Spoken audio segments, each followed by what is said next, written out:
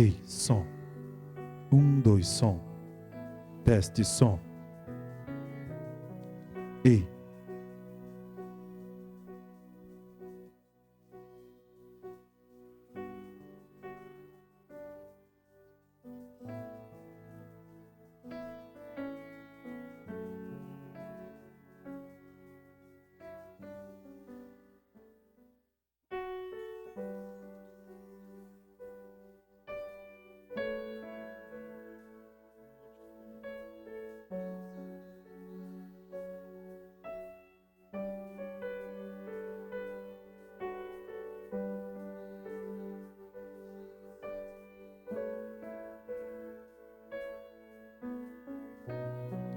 Ei, som. 1, 2, teste.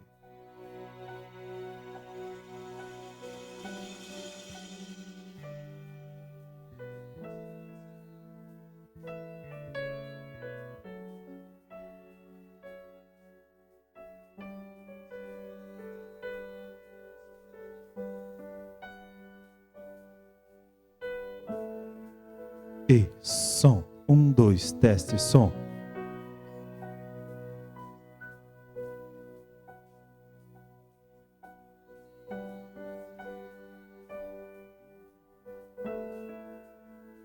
Ei, som. Teste, 1, 2.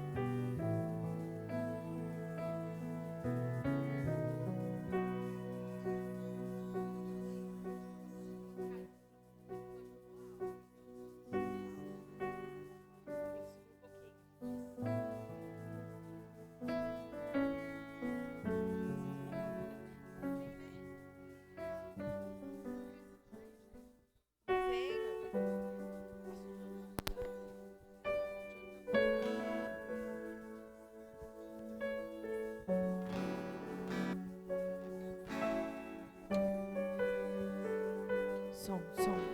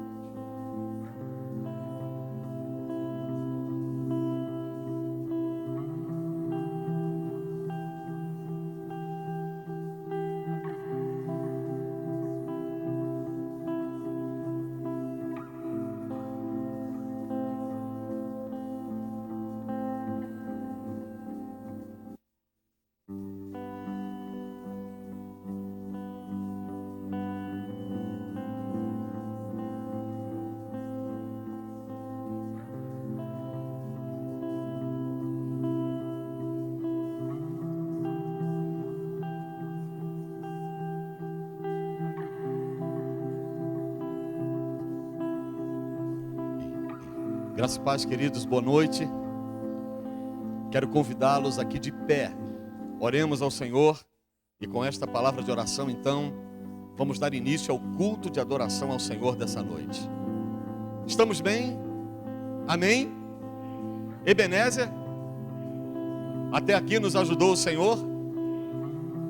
Nossa, que amém fraquinho. Até aqui nos ajudou o Senhor, amém? Glória a Deus. Nosso Deus é um Deus de força e graça. E nós aprendemos que a alegria do Senhor, ela se renova a cada manhã, ela se renova a cada dia. É por isso que estamos bem. Pode soprar o vento, pode se levantar a guerra, a batalha, a luta pode vir, mas nós nos alegraremos no Senhor e bendiremos o Deus da nossa redenção. É nisso que você crê? Você pode dizer glória a Deus? Aleluia. Vamos orar ao Senhor. Vamos começar dizendo que o Senhor é bom e a sua benignidade dura para sempre.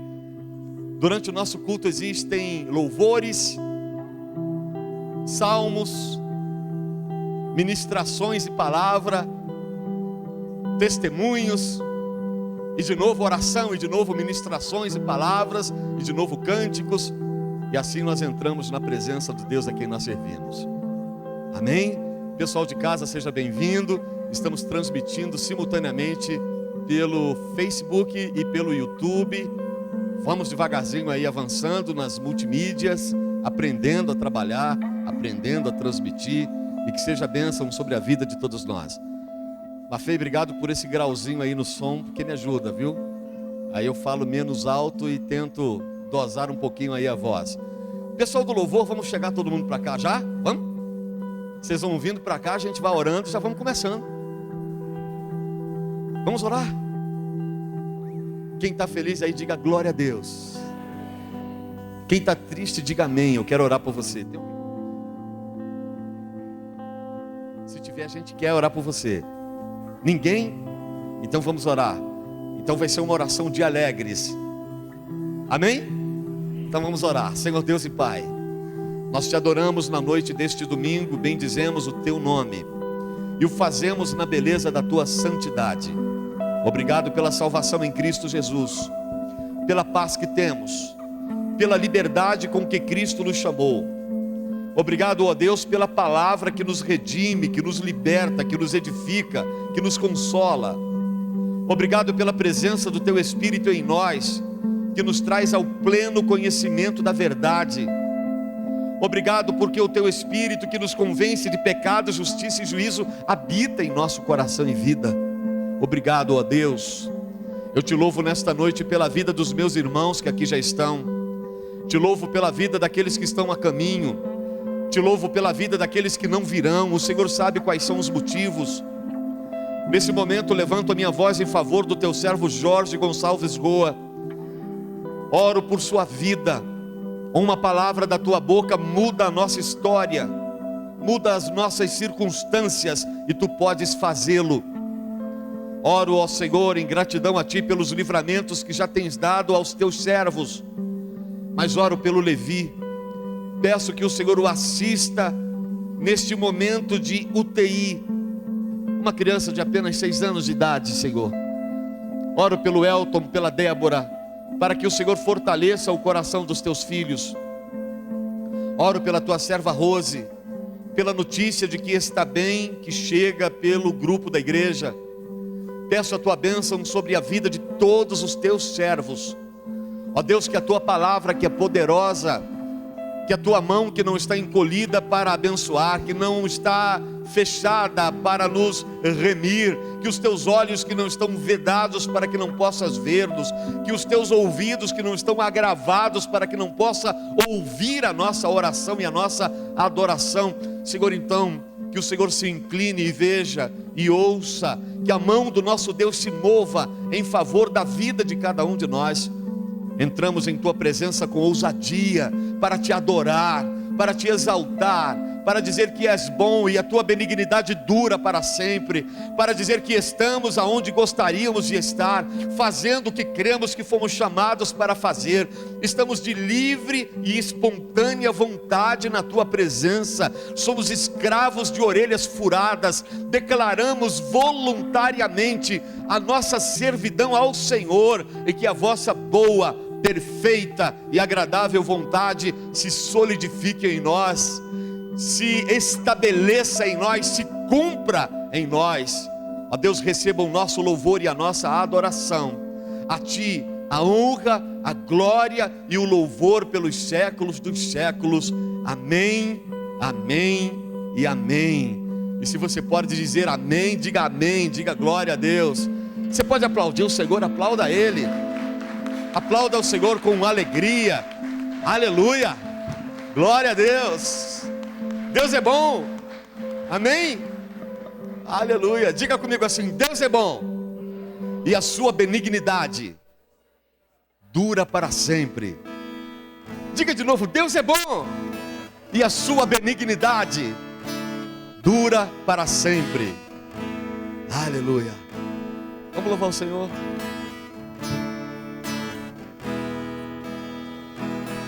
Grande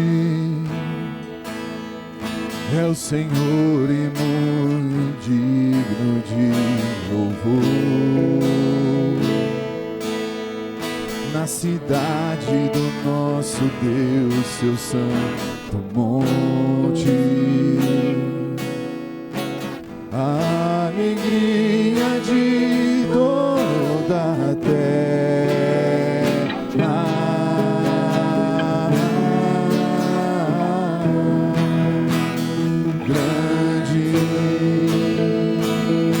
Senhor, em quem nós temos a vitória,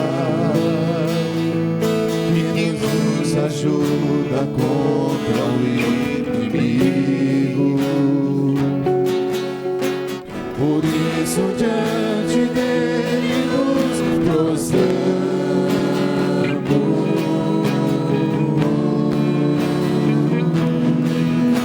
Queremos o teu nome engrandecer e agradecer-te por tua obra em nossas vidas. Confiamos em teu infinito amor, pois só tu és o Deus eterno sobre toda a terra e céu.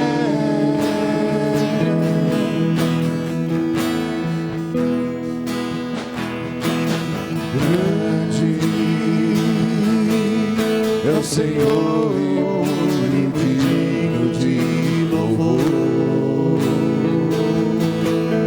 Na cidade do nosso Deus, seu santo monte,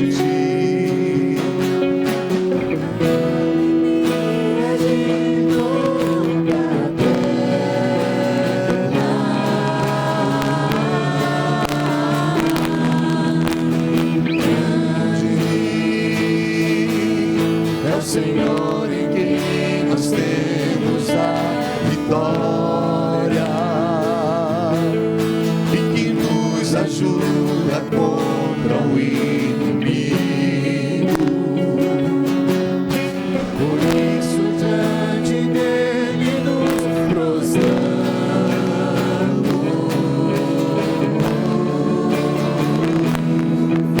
Queremos o teu nome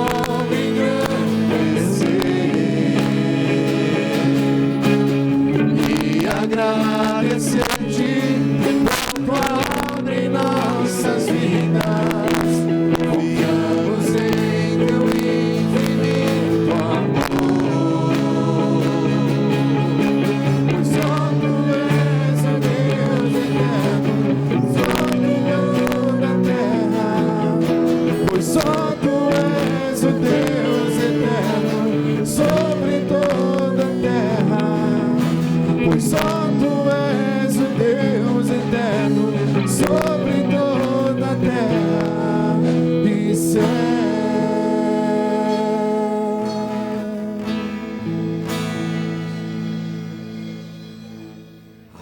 Glória a Deus.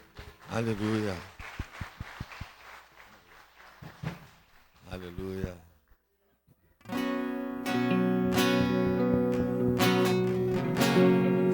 Aleluia. Deus é bom. Aleluia.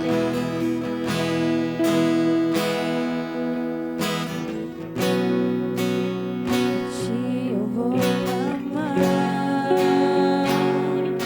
pois tudo vem de ti, e tudo sai de ti. Por ti vou caminhar, tu és a direção.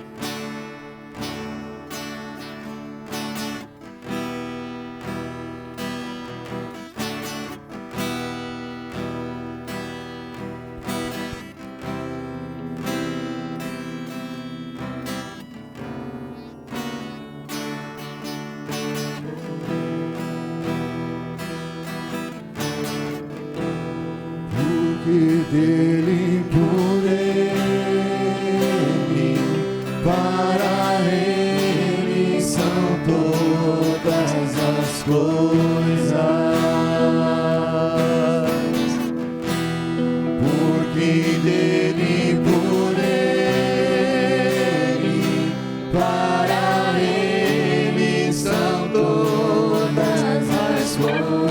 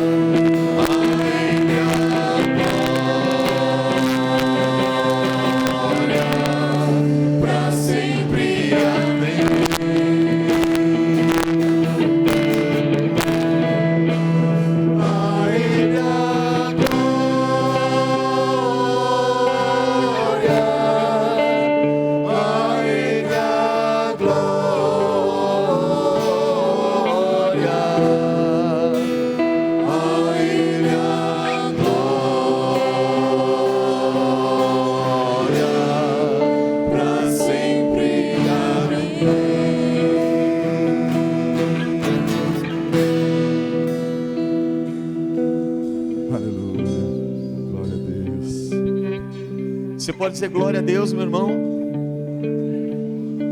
A Ele a glória. Você pode dizer amém. Se você pode, aplauda o Senhor. Somente Ele é digno de todo louvor, de toda honra e de toda glória. Pessoal do louvor, continua aqui. Salmo 147, vamos fazer a leitura desse texto. O Salmo 147, eu tenho certeza que tem uma mensagem para o seu coração, para o meu coração nessa noite. Os salmos são expressões máximas de louvor e de gratidão a Deus. São expressões de poesia, de música, de alegria. Então, apesar de tudo, apesar de quem somos, apesar das lutas do dia a dia, apesar, é bom servirmos ao Senhor e entoarmos a Ele salmos. Amém? Nós vamos conversar um pouco sobre esse salmo na noite de hoje. Salmo 147. Graças a Deus. É um convite ao louvor ao Senhor. Mafê, ele saiu da tela, o 147, tá?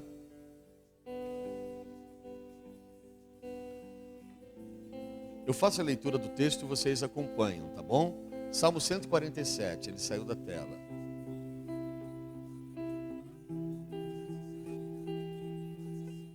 O texto diz assim: louvai ao Senhor, porque é bom cantar louvores ao nosso Deus, porque é agradável, decoroso, é digno louvar o Senhor. O Senhor edifica Jerusalém, congrega os dispersos de Israel, sara os quebrantados de coração e lhes ata as feridas. Conta o número das estrelas, chama-as todas pelos seus nomes. Grande é o Senhor, grande é o nosso Deus, e de grande poder. O seu entendimento é infinito. O Senhor eleva os humildes, mas o mesmo Senhor abate os ímpios até a terra. Cantai ao Senhor em ação de graças, cantai louvores ao nosso Deus sobre a harpa. Ele é o que cobre o céu de nuvens, o que prepara a chuva para a terra, e o que faz produzir erva sobre os montes, o que dá aos animais o seu sustento, e aos filhos dos corvos quando clamam. Não se deleita na força do cavalo, não se compraz nas pernas dos homens. O Senhor se agrada dos que os temem e dos que esperam na sua misericórdia. Louva, ó Jerusalém, ao Senhor. Louva, ó Sião, ao teu Deus. Porque fortaleceu os ferrolhos das tuas portas. Abençoa os teus filhos dentro de ti. Ele é o que põe em paz os teus termos, e da flor da farinha te farta. O que envia o seu mandamento à terra. A sua palavra corre velozmente. O que dá a neve como lã, esparge a geada como cinza. O que lança o seu gelo em pedaços, quem pode resistir ao seu frio? Manda sua palavra e os faz derreter, faz soprar o vento e correm as águas. Mostra sua palavra a Jacó, os seus estatutos e os seus juízos a Israel. Não fez assim a nenhuma outra nação. E quanto aos seus juízos, não os conhecem. Louvai ao Senhor. A igreja pode dizer amém? Podem se sentar, por gentileza. Essa palavra pastoral, ela é curtinha, mas eu quero falar sobre o domínio de Deus sobre o mundo dos homens, o domínio de Deus sobre a nossa vida. Podemos muito menos que imaginamos que podemos. As possibilidades de ação dadas por Deus a cada um de nós, apesar de uma grande liberdade, ainda assim converte-se em alta restrição, porque nós não podemos ir muito longe. Alguém aqui, por exemplo, pode ir para casa voando hoje?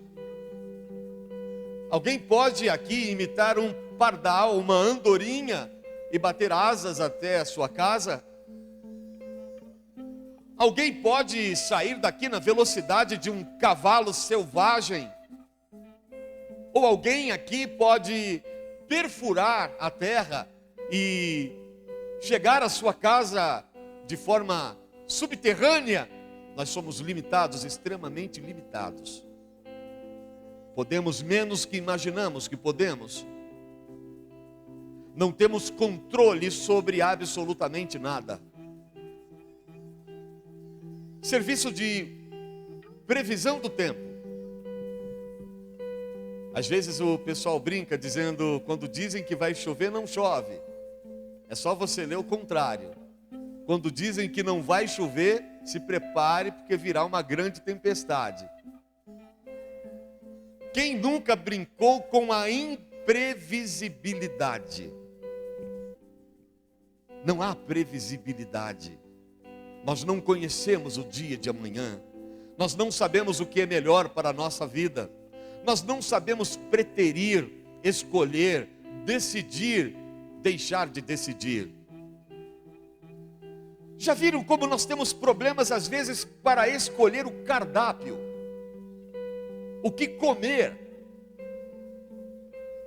Ou só eu tenho problemas de escolher a cor da casa? É tudo muito igual, é tudo muito parecido. Tons de vermelho, os tons, os matizes em azul, são muito lindos todos eles, mas são diferentes. Nós temos problemas para escolher. A gente não consegue escolher nem a roupa que vai vestir. As mulheres que me perdoem, mas quantas vezes você trocou de roupas hoje antes de vir para a igreja? Olhou no espelho, pensou e disse: esse vestido não está bom, a blusa não combina, o sapato não combina, o cabelo não combina com o sapato, que não combina com a blusa. E os maridos em desespero. Nós temos problemas para escolher. Mas quando a gente abre o Salmo 147, nós temos um outro padrão de decisão. O padrão de decisão que eu classifico como a decisão de Deus. O padrão de Deus de decidir. É quando chove, quando para de chover, quando a geada vem e quando para de gear. Quando vem neve, quando a neve é suspensa. Quando nasço, quando morro, quando me levanto, quando me deito, quando sou exaltado ou quando sou abatido, nós não decidimos nada. Você sabia que nós temos pouco mais de 120 princípios alimentícios ou alimentares? Faça uma lista das proteínas, das vitaminas. Veja os sais, o que mais há de compor a nossa dieta. Eu posso diversificar. Eu posso discordar. Eu posso escolher. Mas o cardápio é pequeno. Por exemplo, vamos nas frutas tropicais. Banana, laranja, goiaba, manga, tangerina, abacate, abacaxi, pera, maçã, melão, kiwi. Percebe como vai ficando difícil você se lembrar de outras? Legumes, cenoura, batata, batata. Aliás, tem crente que só come batata nessa vida. Merece o título de senhor ou senhora batata. Chuchu, quiabo, jiló, maxixe, vagem, beterraba. Vai vendo. E pode observar como nós reincendimos nos pratos. E a gente diz: não, essa é a minha preferência. Mas ainda que a sua preferência mude, nós temos uma quantidade limitada de possibilidades. Eu quero passar para a segunda parte desta palavra pastoral. A partir do momento que eu tenho uma gama delimitada de possibilidades, a partir do momento que sei que eu não posso escolher tanto quanto gostaria, que eu não tenho tanto poder de decisão assim como eu imaginei que tinha, a partir desse momento eu devo assentar em meu coração, obedecer a Deus, ouvir a sua palavra, andar de acordo com os seus ensinamentos, seus princípios, seus conceitos. A partir desse momento eu devo reconhecer o que o Salmo 147 diz, que o Senhor governa, Ele ordena, Ele determina, Ele manda. É Deus quem decide, e eu e você somos convidados a colocar nossa vida sob a égide, sob o governo, sob a gestão de Deus. Eu posso escolher errado, eu posso priorizar errado, eu posso decidir de maneira equivocada. Por exemplo, quais são os nossos parâmetros para as decisões que tomamos? O conhecimento que temos, os nossos níveis de conhecimento mudam, formal, talvez o erudito, talvez o acadêmico, o informal, talvez o conhecimento intuitivo. Mas cada um de nós vai decidir de acordo com este pequeno leque de possibilidades. Mas e o Deus a quem servimos, como decide? Como vê a terra? Como vê a nossa vida? Como vê a nossa alma? A Bíblia diz, e eu creio que o que Deus tem preparado para nós é muito melhor, é muito maior do que imaginamos. A Bíblia diz, e eu creio que aquilo que pedimos é inferior àquilo que Ele pode fazer, porque o texto diz, Ele faz muito mais do que pedimos ou pensamos. Os caminhos que escolhemos, que talvez sejam magníficos para nós, ainda assim não chegam aos pés dos caminhos de Deus. A Bíblia diz que o Senhor tem caminhos excelentes, que os nossos olhos ainda não viram, que a nossa alma ainda não conheceu, e estes são os caminhos preparados pelo Senhor para nós.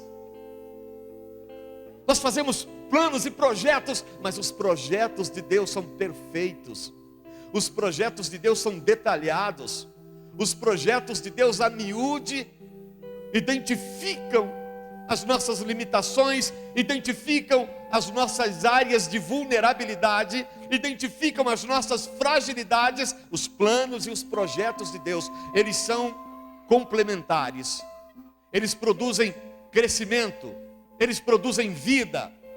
Nenhum projeto de Deus é para a nossa morte. A Bíblia diz que Deus tem acerca de nós planos e projetos eternos, que não podem ser mensurados, compreendidos, entendidos. Estes são os planos e os projetos de Deus para todos nós.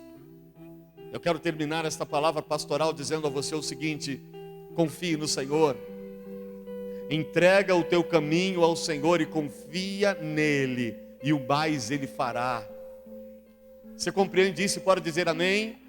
Dependa de Deus, abra mão do controle, porque na verdade eu e você não temos controle de nada. Quantas batidas dá o teu coração agora? Nós não o sabemos. Quantos litros de líquido os teus rins filtraram e filtrarão nas próximas 24 horas? Que processamento de enzimas o teu organismo, como a tua, sabe? Como o teu metabolismo, como funcionou hoje? Eu não sei, mas o Senhor o sabe. A Bíblia diz que o fio de cabelo, a expressão significa conhecimento completo e detalhado.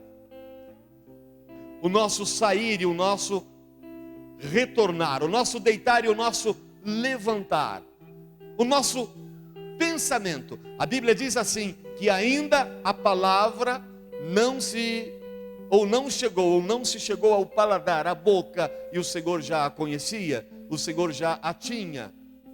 Ainda criaturas sem forma, e o Senhor já nos chamava pelo nome. Você compreende isso e pode dizer glória a Deus? E ainda quando não formos mais, o Senhor continuará sendo Deus e nos chamará à existência na ressurreição. E novamente o corpo aparecerá, e novamente a alma habitará nele, e ainda que glorificados, nos reconheceremos no Senhor. Então eu não consigo planejar isso, planear isso. Eu não consigo delimitar esses espaços e eu não consigo decidir o que é melhor para mim. Eu quero convidar você na noite de hoje a abrir mão do controle. Guarde esta palavra: abra mão do controle. O controle pertence ao Senhor. Amém? Você não tem, você não é, você não pode. O Senhor que seja tudo em todos, dele é o controle da nossa vida. Vamos ficar de pé, vamos ter uma palavra de oração. Vamos aproveitar esta palavra de oração e vamos orar pelas crianças, para que elas tenham o seu culto de celebração. Onde estão as irmãs? Podemos orar? Eu sempre me esqueço da Carol, hoje eu me lembrei dela. Vamos orar pelas crianças. Por gentileza, confiram com a Carol se está tudo certinho para a gente levar as crianças para a sala. Se podemos levá-las. Está tudo certinho? Criançada, venham para cá. Nós vamos orar, agradecer a Deus pela palavra que nos foi dada, mas vamos orar pela criançada. Venham para cá. De 8 a 80 anos, pode ser, viu? Vem? Tem mais aí?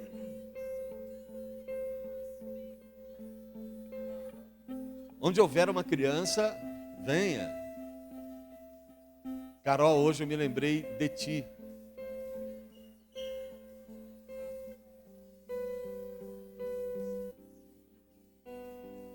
Tem mais alguma criancinha aí? Olha que legal.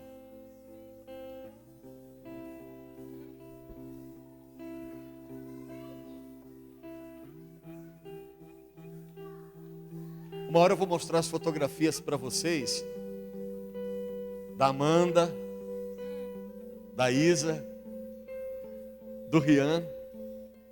Vou mostrar umas fotos para vocês aqui. A gente tem foto da Isa do tamanho dessas meninas aqui. Era terrível a Isa, brincadeira, era de boa. A Amanda então fazia uma bagunça terrível. É verdade. Vamos orar pelas crianças. Vamos agradecer ao Senhor pela palavra. Qual foi o tema desta palavra? O controle pertence ao Senhor. Diga comigo, o controle pertence ao Senhor. Vamos orar pela criançada. Ó Deus, te damos graças pela palavra liberada sobre a minha vida, sobre a nossa vida. Tributamos a Ti todo louvor, toda honra e toda glória. Nos asseguramos nesta noite de estar em Tua presença e colocamos o nosso coração por inteiro diante de Ti. Obrigado, ó Deus, Tu estás no controle. Não permita jamais que nos esqueçamos disso. Oro pela vida de cada uma destas crianças. Oro pelos seres que são, pela chamada do Senhor na vida de cada uma delas.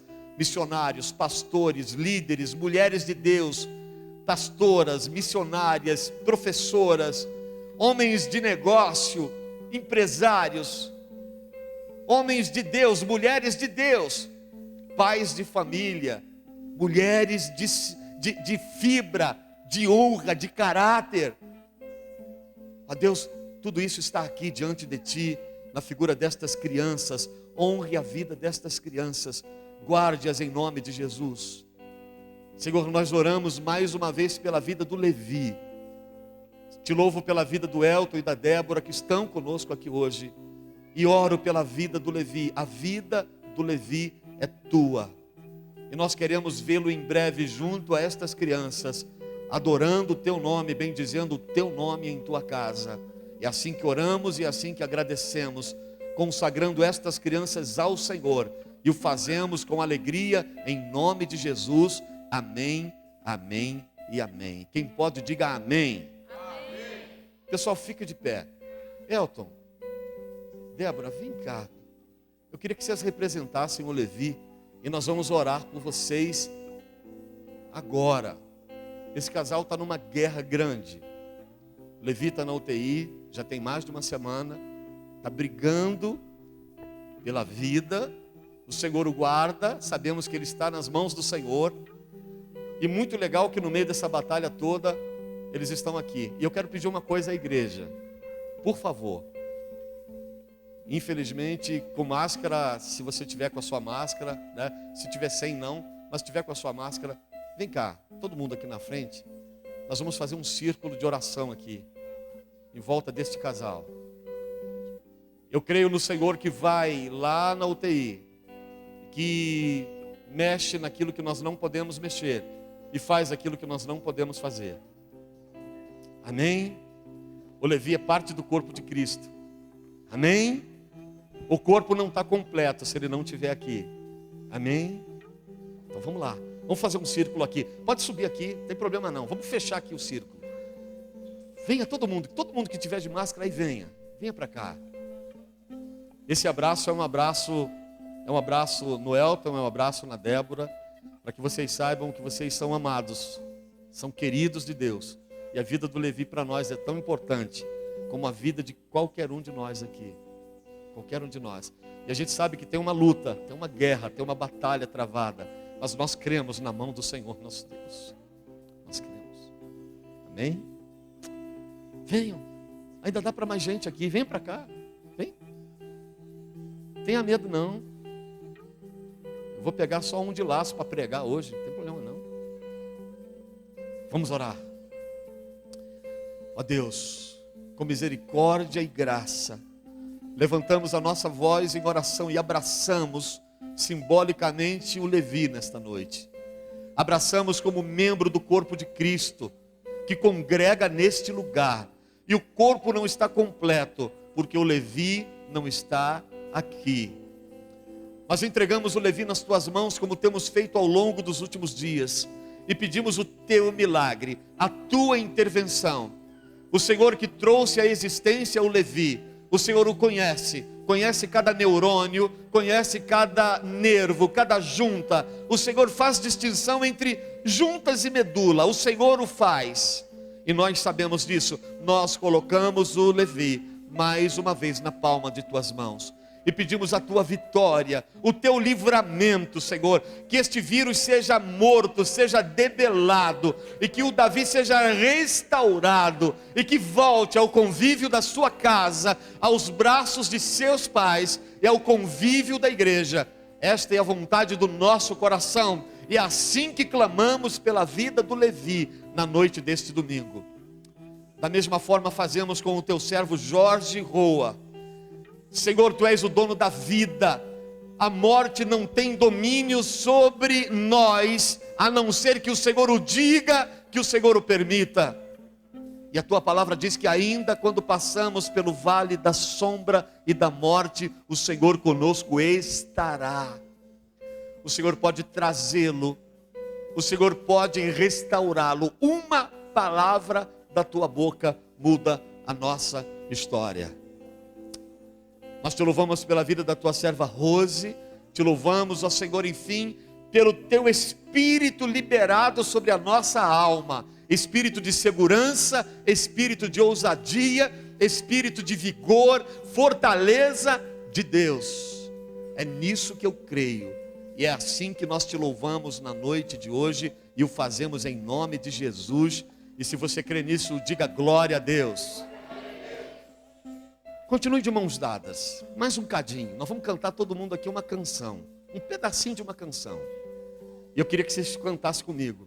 E essa é uma palavra, é uma declaração de vitória. Amém? Cantem comigo assim, ó.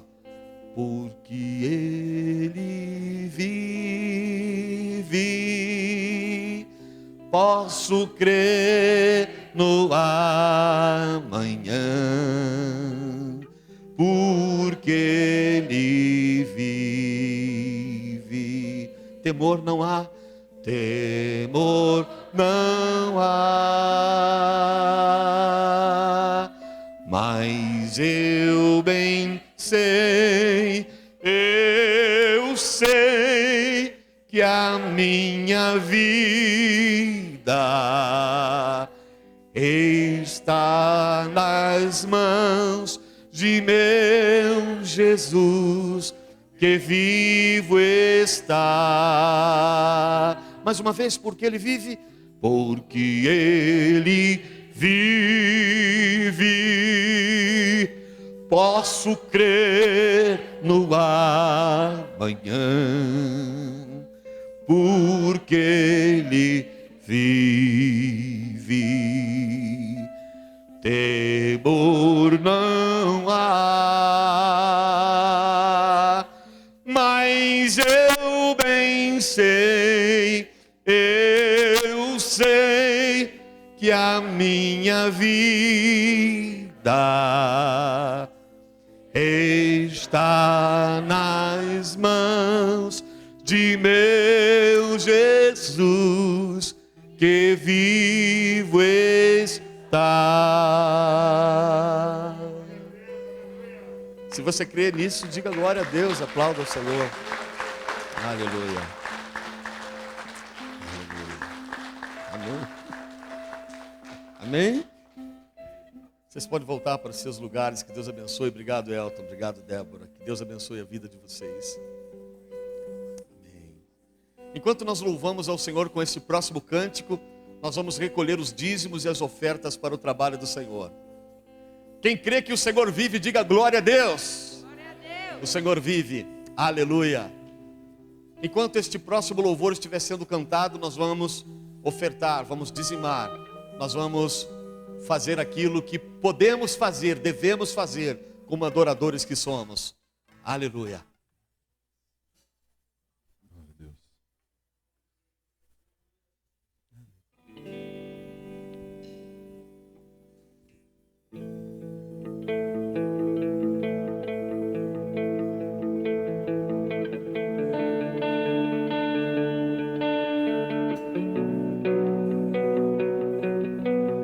Digno é o Cordeiro de Deus, digno é o Cordeiro que a morte venceu.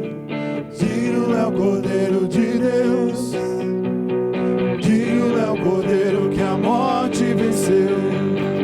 Quem tem poder sobre o pecado e o seu amor é poderoso, o Rei da Glória, o poderoso Deus.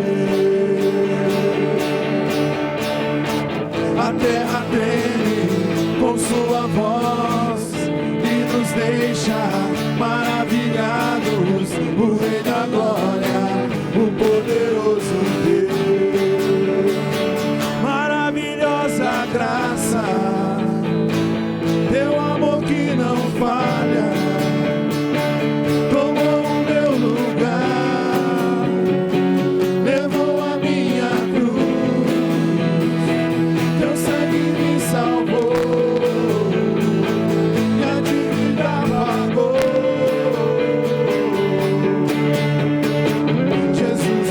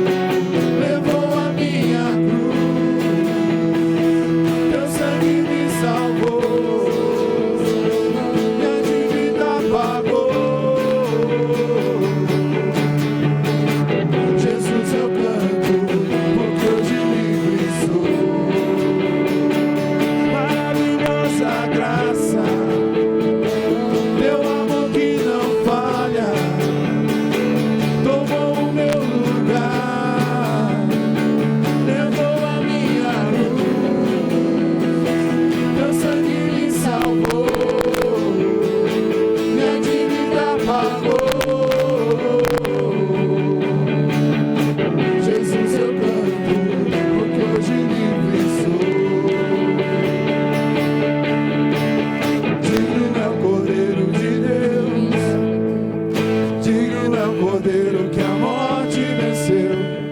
Digno é o Cordeiro de Deus. Digno é o Cordeiro que a morte venceu. Digno é o Cordeiro de Deus. Digno é o Cordeiro que a morte venceu. Digno é o Cordeiro de Deus. Digno é o Cordeiro que a morte venceu.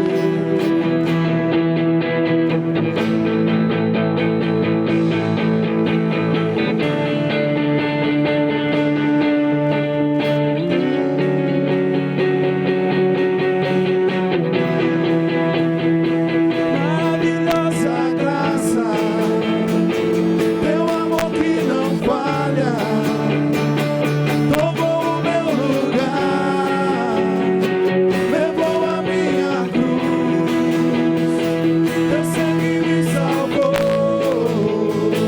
minha dívida pagou. Jesus, eu canto, porque hoje livre sou. Digno é o Cordeiro de Deus. Digno é o Cordeiro que a morte venceu. Digno é o Cordeiro de Deus. Digno é o Cordeiro que a morte venceu.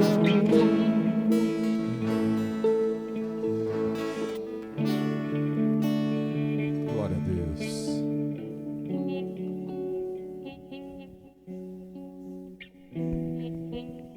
Deixa mais uma para daqui um cadinho. Nós vamos começar a ministração da palavra de Deus, a última ministração dessa noite. Eu quero apenas deixar alguns registros.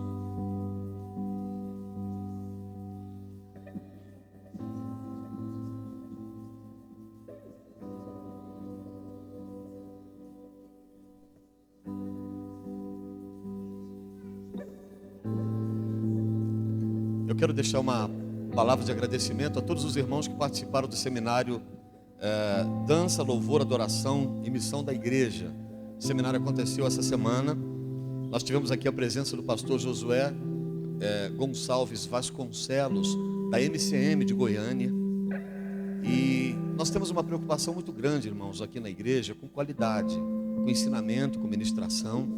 E eu quero que sempre os irmãos apresentem as demandas, as necessidades em relação aos temas para serem abordados na forma de seminários, palestras, ensino. É o terceiro seminário que acontece nos últimos 90 dias praticamente. 3 para 4 meses aí mais ou menos é o terceiro, né? Então nós tivemos batalha espiritual, oração, né? Batalha espiritual. Tivemos um seminário bacana aqui. Depois tivemos liderança e preparo, né? A liderança, sob o conceito de liderança integral. Foi bacana, foi muito bom. Sempre produzindo material de qualidade para distribuir, para entregar. Agora terminamos esse seminário, sempre com a entrega de certificados. Eu vou pedir uma gentileza, nós temos alguns certificados antigos que estão comigo aqui ainda. Então eu gostaria de aproveitar um pedacinho do culto de hoje para falar para o pessoal, tá bom? Quem não pegou o certificado sabe, não sabe? Sabe, né? Então tá bom, tá tudo aqui, tá bom? Então me lembrem aí no finalzinho do culto, porque a gente sempre, né, deixa passar, e aí tá aqui. E o certificado de ontem já mudou, dessa semana. O certificado dessa semana já foi azulzinho, né? Então a gente vai organizando. Provavelmente entre a primeira e a segunda semana de dezembro nós teremos um novo seminário aqui na igreja. Nós trabalharemos 4 grandes temas da teologia bíblica. Chamada ministerial, quer dizer, dons ministeriais, dons espirituais, fruto do Espírito. Falta um, qual é o outro? Hein? Habilidades naturais, tá bom? Então, ó, dons espirituais, dons naturais, dons ministeriais e fruto do Espírito. Nós vamos falar sobre isso exaustivamente aqui. O que são dons espirituais? Para o que serve? Dons espirituais nós aprendemos que são para edificação do corpo de Cristo. Não são para exaltação e edificação individual. corpo de Cristo. Palavra profética, creio nela. A Bíblia é a superior palavra profética. E aí a gente vai ensinando para o povo. Se houver profecia, que haja quem interprete. Se não houver, a Bíblia diz que quem fala em outras línguas edifica-se a si mesmo. A gente ensina isso à igreja. Atos 1:8.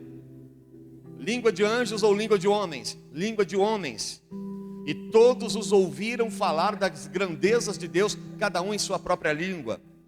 A igreja tem que aprender a falar a língua dos homens. A igreja não sabe.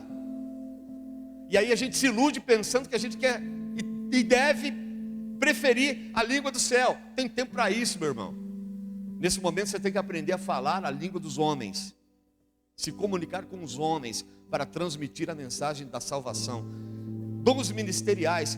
Como você exerce funções ministeriais? Quais são elas? Quais os propósitos das funções ministeriais? Primeiro, não se trata de nós, se trata do Senhor. Nós não cuidamos de nós, cuidamos do Senhor, do rebanho do Senhor. É o conceito da pirâmide invertida. Quem se acha no topo serve o menor. E eu vou servir sempre, eu e você serviremos sempre. Fomos chamados para servir. Lavar os pés uns dos outros. Adoração, primeiro horizontal, depois vertical. Não existe verticalidade se não houver comunhão. Esqueça isso. E aí a gente vai ensinando esse negócio aí. A gente vai confrontando isso aí. A gente vai, sabe, fazendo com que o camarada pegue no tranco. Uma coisa você não vai dizer nunca, jamais, que aqui não tem ensinamento bíblico e que aqui não tem instrução, não tem informação. E para quem quer, nós temos a faculdade de teologia na igreja. Abra lá, www.institutoteologicoagape.com.br. É da Igreja Batista Central. Elementar, básico, médio, superior em teologia. E já, assim que eu acabar o meu doutorado, estou finalizando, se a Unesp não me jubilar, estou brincando, está tudo dentro do prazo, tudo certinho. Já a gente começa a assinar as pós-graduações também, e a orientar as dissertações das especializações estrito sensu, e, se Deus quiser, também as teses de doutorado, já. Então, o trabalho é para que o nome do Senhor seja honrado, seja glorificado através da vida de vocês. Pessoal, deixa eu aproveitar que deu essa quebrada no ritmo e falar sobre os pães. Tem 17 pães aí só. Então, por favor, adote um. Eles estão órfãos, esses pães. Precisam ser levados embora. Tem 17. Eu queria que se manifestasse aí quem comeu o pão. Levanta a mão aí, por favor. Estão vivos, olha só, glória a Deus. Alguém passou mal? Ainda não, é porque o prazo é 24 horas. Pessoal, esse pão, eu passei 2 dias aqui na igreja, os últimos 2 dias, muitas horas aqui, e eu faço o pão. Nós temos padeiro aqui, o irmão Auricélio é um padeiro de mão cheia, mas esse pão aí é o pão do pastor. Diz que tem o pão do padre, esse é o pão do pastor. E é bom, hein? E eu sou chato com pão. Então tem pão aí à disposição de vocês, tá bom? Muito bem feito, caprichado. E se não tiver bom, você não paga. Devolva o seu dinheiro no final. Olha só, isso aqui é coragem, né? Vamos para a palavra? Abra sua Bíblia, por gentileza. A mensagem de hoje não é uma mensagem muito boa, não. Você não vai sair daqui rindo. Eu acho. Acho que é uma palavra que vai dar um revertério na nossa barriga aí. E não vai dizer que foi o pão, não. Não faça isso. Vamos lá. Eu não sei onde eu larguei os meus óculos. Se alguém vê um par de óculos passeando por... Está aqui, será?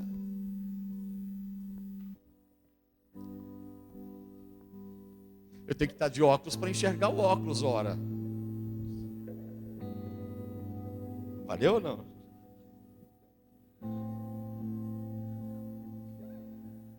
Vamos lá, pessoal.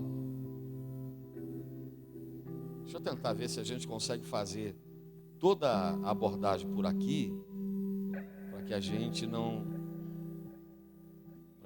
se perca. Vamos lá.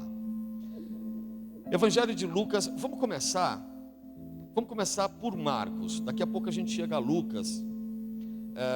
As últimas narrativas desse texto vai estar no Evangelho de Lucas, né? Mas vamos começar devagarzinho. Deixa eu ver se tem outra referência aqui.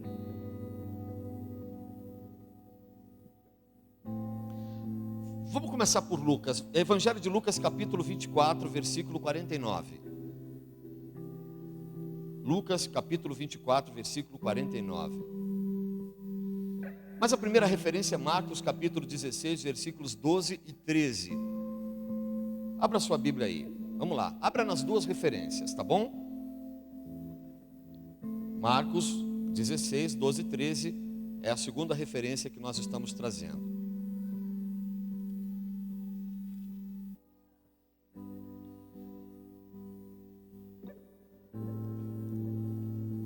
Todo mundo achou?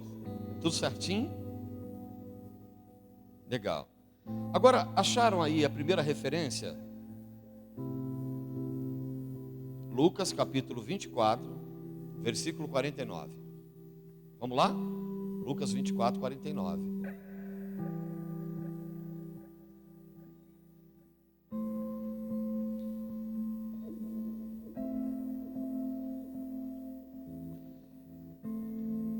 Segure aí os dois textos, as duas referências, tá certo? Nós vamos conversar sobre duas personagens. Uma se chama Cleófas. Essa personagem vocês vão descobrir já já quem é. Há uma versão para Cleopas e há uma versão para Cleopatros no grego.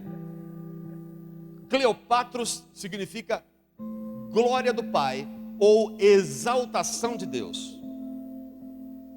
Era uma manhã, terceiro dia da semana, e Cleopatros, ponha esse nome no seu filho, o apelido vai ser Patrinho ou Cleozinho, é um nome bonito, Cleopatros. Cleopatros vinha conversando com uma outra pessoa. Eram dois homens, estavam tristes. Houve um problema gravíssimo naquela semana. Houve um assassinato na cidade. E Cleopatros dizia ao seu amigo, cujo nome não se revela: você viu o que aconteceu? Como pode isso? Mas Cleopatros e seu amigo estavam indo para fora da cidade. E eles estavam dispostos a caminhar 11 quilômetros, a distância que os separava da sua cidade de origem ou do lugar de origem ao lugar de destino. Eram dois homens, até que um terceiro se apresenta. Então vamos aos textos bíblicos. Marcos capítulo 16. Passado sábado, Maria Madalena e Maria, mãe de Tiago e Salomé, compraram aromas para irem ungí-lo. Marcos 16, 1. Vocês conhecem esse texto? Jesus estava no sepulcro. Mas no verso 6, os anjos dizem: não vos assusteis, buscais o vivente dentre os mortos, não está aqui. Vinde, vede o lugar onde o puseram. Aí o verso de número 9 diz: e Jesus, ressuscitado na manhã do primeiro dia da semana, apareceu primeiramente a Maria Madalena. Verso 10, e partindo ela anunciou àqueles que tinham estado com ele. Versículo 11, ouvindo eles que vivia e que tinha sido visto por ela, não creram. E aí chega o 12, e depois manifestou-se de outra forma a 2 deles, que iam de caminho para o campo, Cleopatras e o seu amigo, os 2 discípulos a caminho de Emaús. Mas nós temos alguns problemas nessa palavra. Era o 3º dia da semana. Jesus havia dito que ficassem em Jerusalém. Provavelmente Cleopatras e seu amigo ficaram o 1º dia, presenciaram o assassinato, a crucificação, lamentaram-se pela morte, ficaram o 2º dia, mas no 3º não mais. Julgaram que nada tinha acontecido. Se levantaram, tomaram o café da manhã, pagaram a hospedagem, talvez um hotel de beira de estrada, e disseram: acabou-se, a esperança está morta, ele não vai ressuscitar. E tomaram o caminho de volta. 11 quilômetros distava Jerusalém de Emaús. Mas a história dos 2 discípulos a caminho de Emaús é uma das narrativas, tanto do Evangelho de Lucas. Marcos fala sobre eles de forma abreviada, somente nesses 2 versículos, 12 e 13.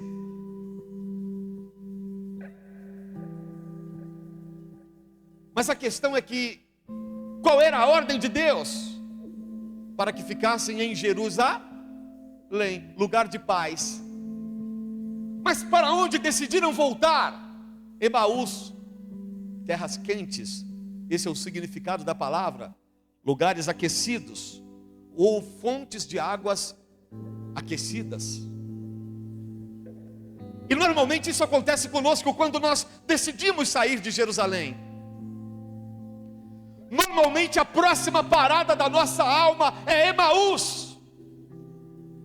Quando você sai do lugar de paz, do território da bênção, quando você abre mão da sua chamada, quando você abre mão da unção de Deus sobre a sua vida, da autoridade de Deus, da salvação em Cristo, você começa a percorrer um caminho que te levará de Jerusalém, lugar de paz, a Emaús, a águas quentes. Alguns problemas acontecem com os 2 discípulos. Eram discípulos.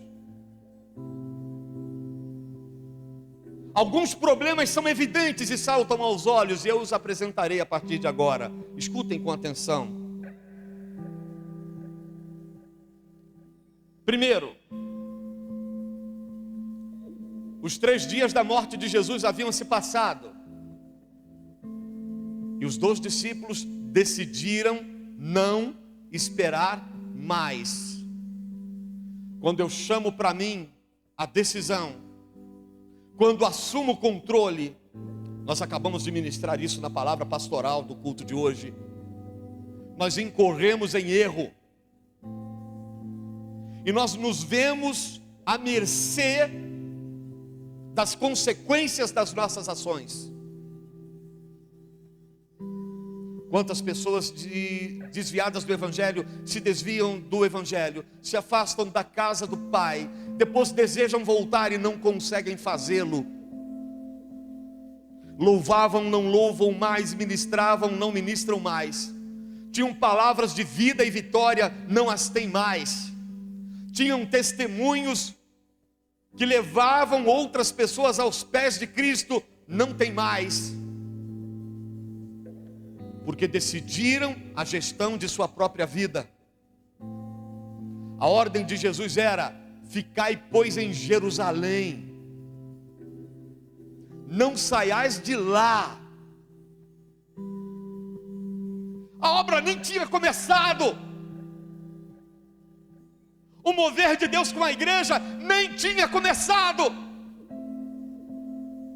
E 2 discípulos, a partir da notícia da morte, a partir da espera de 3 dias, já tinham decidido abandonar o barco e voltar à sua vida de antes. Se foi assim com Jesus, como não será com a igreja do século 21? Quantos discípulos de Emaús, quantos discípulos das águas quentes temos ainda em nosso meio? Donos de si, presunçosos, arrogantes, que querem o governo e o comando da sua própria vida, e quando as têm nas mãos, estas vidas dão em nada, são como vasos de cristal, como taças de cristal, que se quebram, porque nós não sabemos escolher. Abrir mão do governo de Jesus e da obediência é um equívoco. Pelo menos 5 razões da decepção e tristeza daqueles 2 homens. Pelo menos 5. Mas as 5 razões de sua decepção e tristeza não tiram deles a responsabilidade da ação. A primeira, eles estavam no caminho errado. A ordem era Jerusalém, lugar de paz, e não Emaús, águas quentes. Estavam em caminho oposto à ordem de Jesus. E é assim que nos vemos quando decidimos pelo nosso próprio coração. Jeremias capítulo 17, versículos 9 e 10. Enganoso é o coração mais do que todas as coisas, quem o conhecerá? Eu, o Senhor, conheço o coração, esquadrinho os rins, e isto para dar a cada um segundo a medida de suas ações. Não siga o seu próprio coração. O coração do homem, a sede de seus sentimentos, de suas emoções. O coração é enganoso. Este lugar em que habitam os nossos sentimentos, não o músculo cardíaco, mas a alma, só sobrevive em Cristo, só vive no lugar de paz. E fatalmente, quando a nossa alma se afasta do lugar da paz, ela irá para os caminhos das águas quentes ou aquecidas. A segunda razão, eles não conheciam Jesus. Se conhecessem Jesus de fato, respeitariam a sua palavra. Há uma série de teorias para a não identificação de Jesus por Cleófas e seu amigo. Rosto glorificado, corpo glorificado, a restauração pelo poder da ressurreição, que traz um corpo novo, que em sua restauração muito se afasta do estado de decadência de um corpo físico. Há muitas teorias, mas eu prefiro ficar com a teoria que identifica estes 2 discípulos como 2 homens que não conheciam seu mestre. Se conhecessem, ficavam em Jerusalém. Se conhecessem, esperariam. Se conhecessem, não se precipitariam. Se conhecessem, não abandonariam. É a mesma palavra que ministro à igreja 2000 anos depois. Somos convidados a conhecer Jesus, não a igreja. Somos convidados a andar com Jesus, não sob uma denominação, sob uma identidade. Somos convidados à experiência da conversão, metoneia. É tempo de abandonarmos o mundo e a sua iniquidade, de não andarmos mais segundo os prazeres da carne, de não priorizarmos o nosso coração, as nossas emoções ou vontades, mas esperarmos no Senhor. É tempo de entrega, é tempo de identidade, e de geração de laços com o Senhor. Estes moços não conheciam Jesus. Jesus se aproxima deles, conversa com eles, pergunta do que se trata, questiona a razão da tristeza, e eles não o reconhecem. E deste mesmo modo somos nós quando decidimos sair de Jerusalém, abandonar Jerusalém. Nós perdemos a capacidade de identificar. A palavra já não fala ao nosso coração, os cânticos já não produzem quebrantamento, a palavra ouvida já não produz esperança, não choramos de arrependimento pelos nossos pecados e iniquidades, perdemos a identidade de Jerusalém. Estes 2 moços não conheciam Jesus. Eles andaram com Jesus pelo menos por 3 anos. Jesus realizou sinais, prodígios e maravilhas, curou cegos, levantou paralíticos, limpou leprosos. Jesus deu ânimo a muita gente, ressuscitou mortos, e eles o viram. Comeram dos pães multiplicados, saborearam os peixinhos multiplicados, mas não conheciam Jesus. Andar perto de Jesus não significa conhecê-lo. Ver os seus milagres não significa saber quem é. Comer do pão que se multiplica, do peixe que se dá, comer do maná, da provisão de Deus, ainda assim não converte o coração de ninguém. Quantas pessoas entram pelas portas da igreja, desesperados por uma bênção material, por uma bênção física, e quando esta bênção vem, estas pessoas desaparecem, e hão de retornar apenas quando as lutas e quando as intempéries desta vida os assolarem novamente. Há pessoas que só encontrarão o caminho da igreja quando a batalha de novo se fizer travar.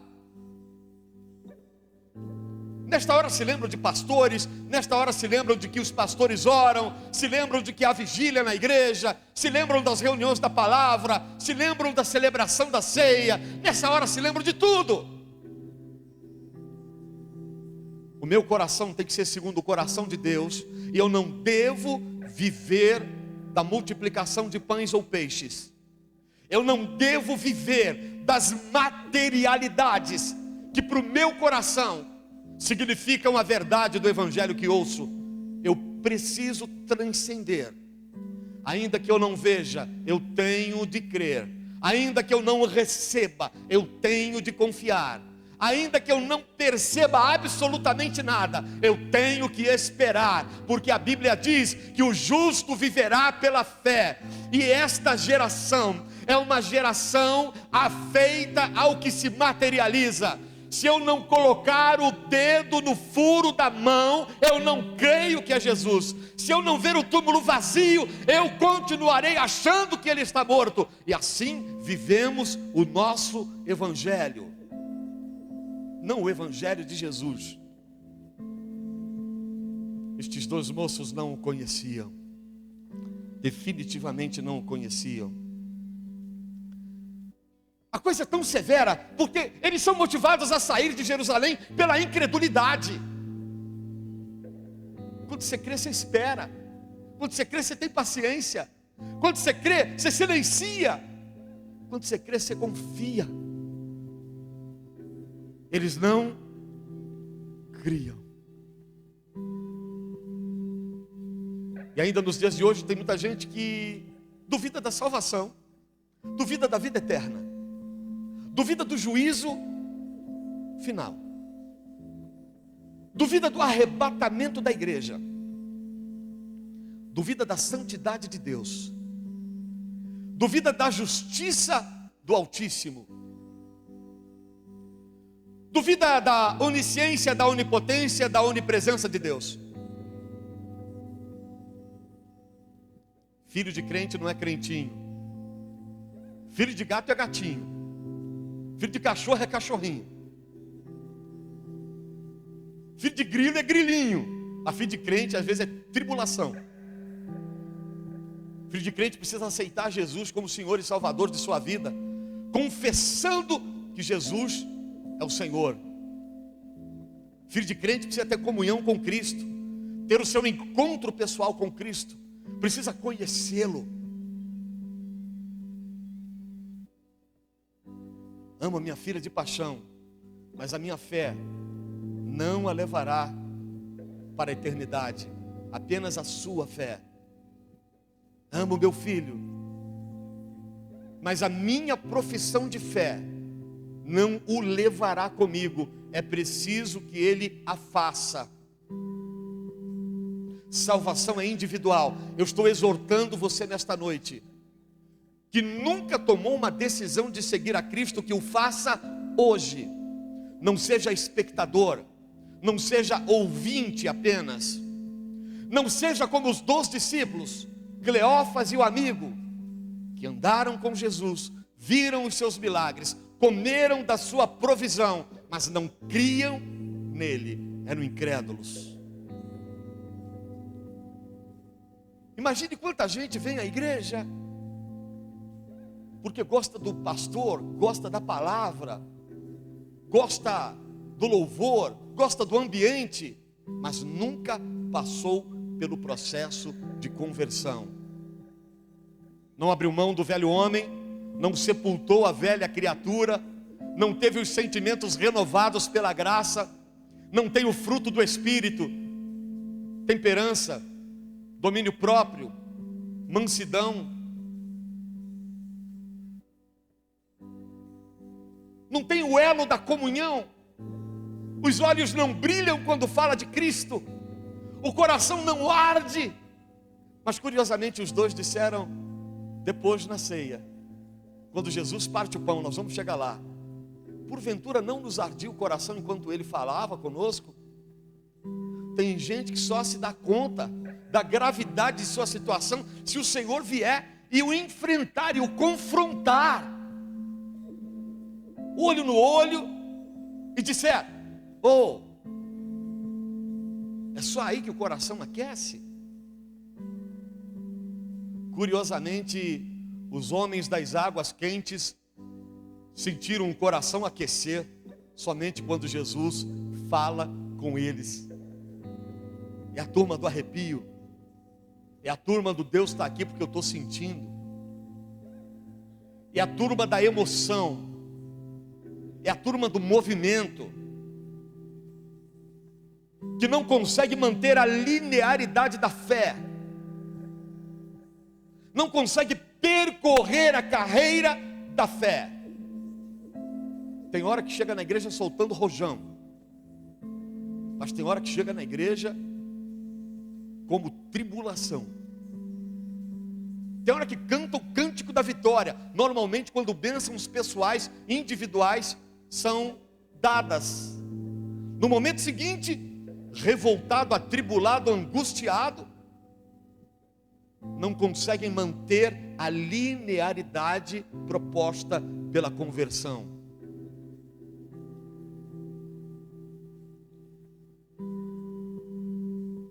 Ponto 3, eles não se conheciam. Escute isso, não se conheciam. Um discípulo deve conhecer o outro discípulo. De um sabemos o nome, do outro, nome algum. E era tão evidente isso que eles não conseguem estabelecer entre eles, no diálogo proposto, vínculos de identidade. Quantas vezes a gente anda ao longo do caminho, normalmente saindo de Jerusalém? E quando a gente sai de Jerusalém, normalmente a nossa companhia não é perfeita, não é boa. Os nossos amigos já não serão os amigos do reino. As nossas conversas já não serão as conversas da casa. As nossas prioridades já não serão as prioridades de Deus para nós. A nossa visão torna-se opaca, difusa. O nosso senso de discernimento aplaca-se, Perdemos a sensibilidade, porque é o Espírito Santo que nos convence de pecado, justiça e juízo. Se o Espírito Santo silenciar, meu irmão, somos igual a qualquer outro animal irracional, porque perdemos o espírito de discernimento, a capacidade de identificação. Eles não se conheciam, não havia identidade. O crente que sai de Jerusalém, o discípulo que se afasta do mestre, perde a sua identidade. Jamais vocês desassociarão a minha figura, a figura da igreja, o meu nome, a função de pastor. A minha esposa brinca comigo e diz assim: a gente não sabe quem são as pessoas e as pessoas sabem quem somos, e elas te conhecem de longe. E ela brinca e diz assim: cuidado, você não pode nem pecar. Eu brinquei com isso esses dias. O camarada fechou o cruzamento, quem estava aqui lembra? E eu bravo, querendo atravessar na rampa com um carro pesado. E aí, o camarada me fecha o cruzamento, eu sentei a mão na buzina. Eu disse: ô, tira o carro daí, rapaz. E aí vem um motoboy que eu não sei quem era, né? Eu contei essa história aqui. Depois eu fiquei pensando assim: nossa, é isso mesmo. Ô, pastor! As pessoas sabem quem somos. As pessoas sabem quem você é. Você tem uma identidade. Satanás sabe quem você é. E vou dizer uma coisa para você: até quando você foge de Deus, você sai correndo com um alvo vermelho gigante nas tuas costas, porque a marca do sangue do Cordeiro ainda vai ser vista, mesmo quando você sai de Jerusalém, mesmo quando você pega a estrada de Emaús, mesmo quando você se dispõe aos 11 quilômetros de distanciamento do episódio, da dor, mesmo quando você foge para não ser confrontado pela morte, ainda assim, quando você se desvia, quando você se afasta, quando você pega o rumo das terras das águas quentes, ainda assim você tem a identidade do Senhor, muito embora você perca a sua própria identidade. Você consegue entender isso? Aquele que se desvia, o sangue do Cordeiro esteve sobre sua cabeça, mas ao se tornar desviado, ele perde a capacidade de se identificar-se com o outro. Ele perde a capacidade de discernir, ele perde a capacidade de decidir da forma como o coração diante de Deus decidiria. Ao responder o questionamento de Jesus sobre o que estavam conversando, eles demonstraram algumas coisas. Além de não conhecerem Jesus, não se conheciam. Eles disseram que os chefes dos sacerdotes e as autoridades o crucificaram. Ainda não tinham entendido que Jesus morreu pelos pecados de todo mundo. Eles ainda estavam pensando que a morte de Jesus era resultado de uma conspiração romana, ou era um problema de Caifás, o sumo sacerdote. O crente que sai de Jerusalém, o crente que anda com Jesus e não o conhece de fato, normalmente, sabe o que acontece com ele? Obrigado.